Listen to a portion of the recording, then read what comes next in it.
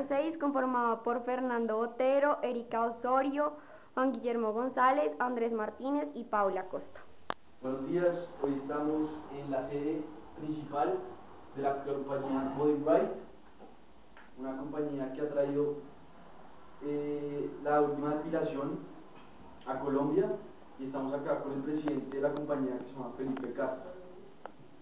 Hola a todos, bienvenidos a BODYBRITE. Y bueno, Felipe, cuéntanos un poco primero sobre qué es BODYBRITE y pues de qué te encargas tú principalmente como gerente general. Vale, yo soy Felipe Castro, yo, como pueden percibir por mi malo español, soy brasileño.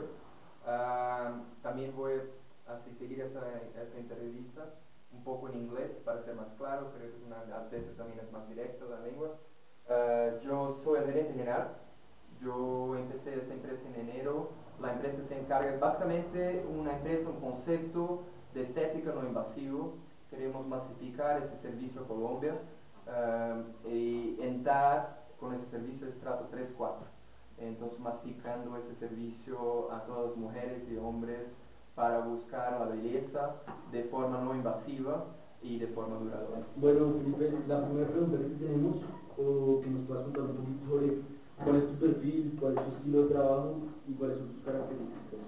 Okay, so basically the way I like to work, I'm very, discipline for me is a must.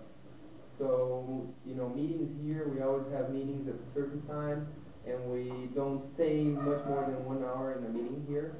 We normally start a meeting saying, what is this meeting about and what we want to achieve with it.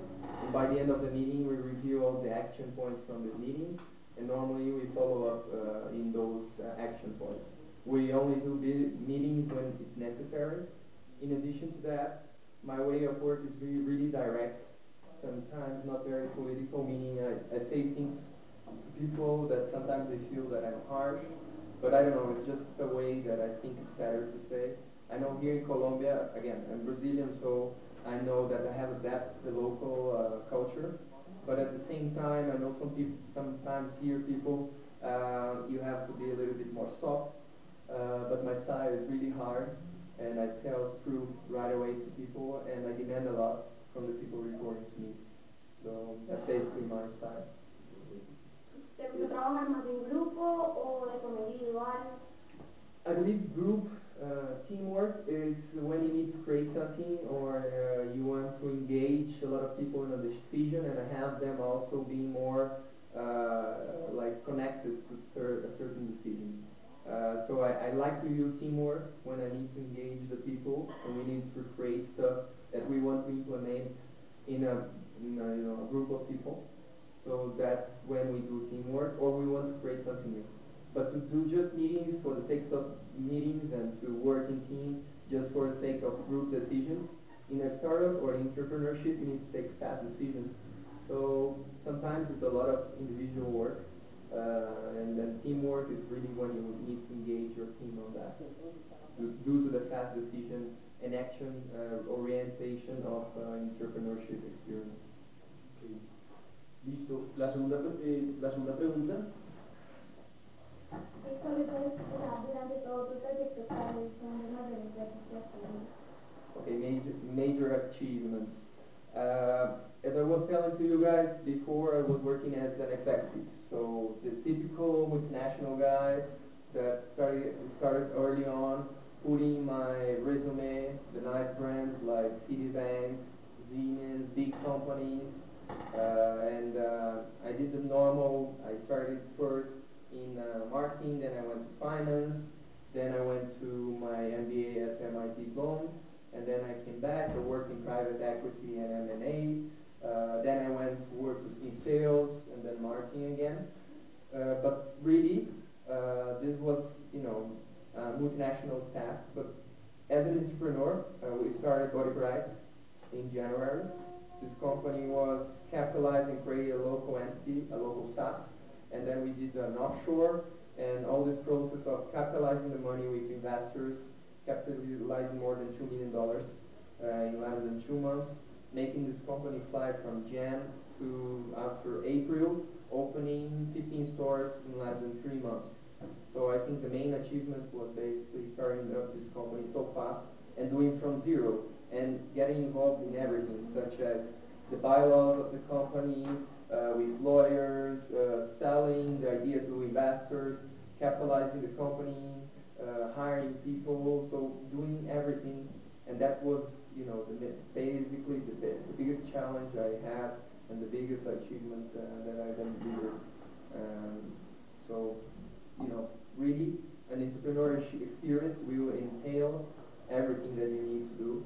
And I highly recommend you to start early on in your career with this kind of thing, and don't fall to the peaks of going to a big company and going for the easiest decision and more stable grounds.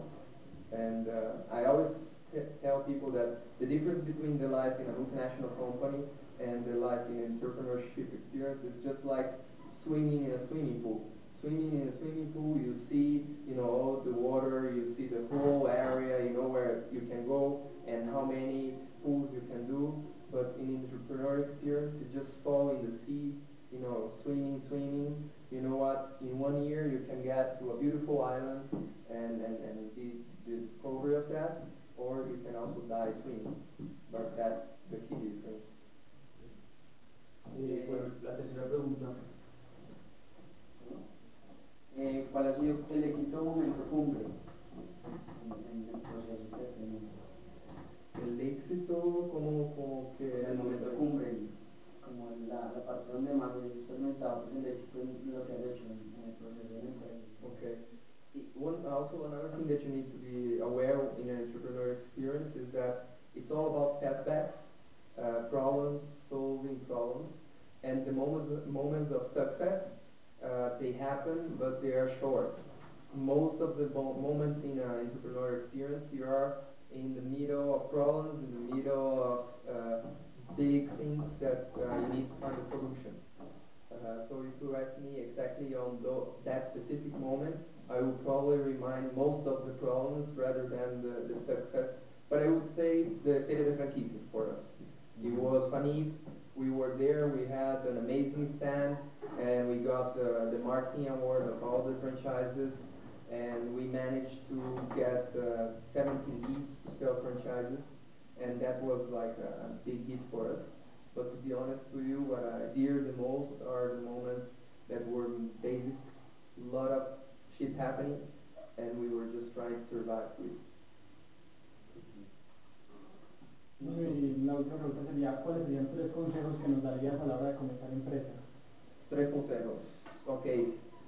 First, start early on your career. I would say even start when you are in school, because entrepreneurship gives you a broad experience on everything. If you go to a multinational company to work for a big city bank, whatever, first they're going to suck your soul out of you, and second, you'll only be focusing on the small things. But when you are opening your own company, you're doing everything, and you have to solve a lot of problems, and you get a lot of experience with that. So start early on in your career. Second, like I said, life as an entrepreneur is all about setbacks, challenges, and failures. So, it's all about recovering from them and having the discipline and the goal to see your dream and making it happen. So it really is about discipline. So that's the main thing. So be aware that's going to be a difficult task, and it will be a long one. And third, I would say that also you should always try to do something different, practice sport or whatever you want to do, to take your mind out of this. Because if you get so into the thing in your company, you live every day that, you talk only about that, so you should find something that takes out of this to make your mind and to free your mind into something different and to be a little bit more creative. Listo. Muchísimas gracias. Muchísimas A ustedes. gracias. Gracias.